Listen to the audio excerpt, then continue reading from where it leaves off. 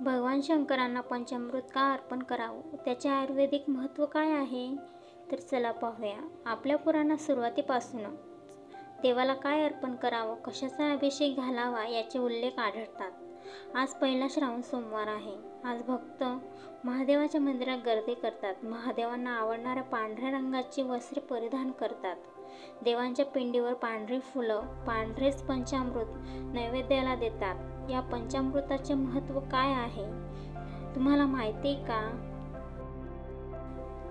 पंचामृत म्हणजेच 5 अमृत म्हणजेच 5 पवित्र वस्तू.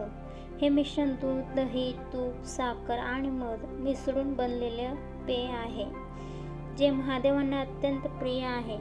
याच पंचामृताने देवांना अभिषेकही केला जातो.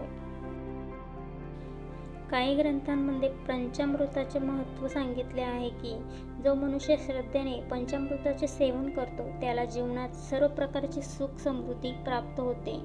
देवाला अर्पण केलेले पंचामृत प्यायल्याने मनुष्य जन्म मृत्यूच्या बंधनातून मुक्त होऊन मोक्ष प्राप्त करतो.